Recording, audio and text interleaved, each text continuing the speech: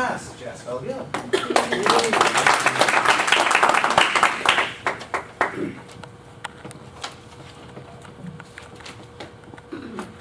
Oh yes, the past can hurt, but you can either run from it or you can learn from it. The Lion King. Fellow Toastmasters and most welcome guests, your past is something that you can either bury deep within yourself and forget, or you can learn from it and move forward. Everyone's past is like a story, and it kind of shapes them into the person that they are. In keeping with today's theme, the power of the past, I'm here to share with you how my past experiences have led me to make the decision to change my future. I'd like to focus on an important year from my past. Let's take it back to 2015. This was supposed to be my year. I planned to have my life figured out, my career figured out, and everything else in between. It started off pretty good, mind you. My parents went on vacation for 6 whole months, so I had the house to myself. I learned how to live independently and somewhat reasonably financially responsible. And I also learned how to throw a killer house party. I met 3 of my bestest and my closest friends today, Nav and Ravi being 2 of them. Thank you for coming. And I just landed a job as an on-call teacher, something that I had been waiting for a long time.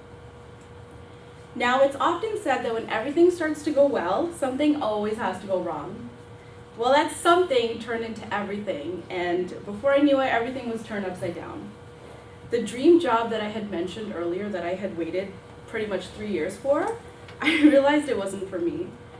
And I knew this because at the end of every day, there was only one word stuck in my head that started with a big F. And it wasn't food, in case you're wondering. I was pretty miserable, I was pretty heartbroken, I was devastated. In addition to that, I was also dealing with the end of a 5-year-long relationship with someone very close to me. So by the end of 2015, I was unemployed, heartbroken, and I had lost a lot of confidence within myself.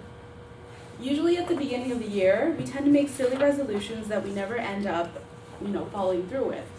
This year, though, I had no choice but to follow through with mine because I was a hot mess.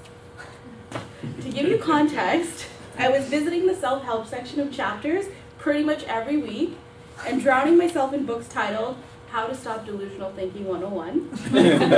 And my favorite, Why Don't You Just Cheer the F Up? Adele, she became my best friend. So I decided it was way too exhausting thinking about feeling sorry for myself and blaming myself.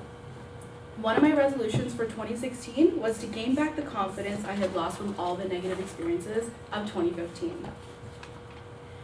So, we're now nearing the end of 2016, and I can say that my life is going in a totally different direction from last year. I learned to practice positive thinking. That was from one of the books I bought from Chapter. I traveled alone. I learned to be by myself. I learned about cooking. I pushed myself to go back to school full time. I've since made a career change into human resources. I stopped visiting the self-help section of chapters, which kind of might explain why there's a decrease in sales this year.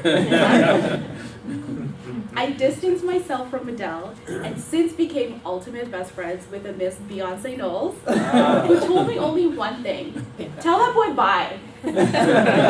Being single really wasn't that bad. I learned also to take risks. I joined Toastmasters, which was a risk that definitely paid off.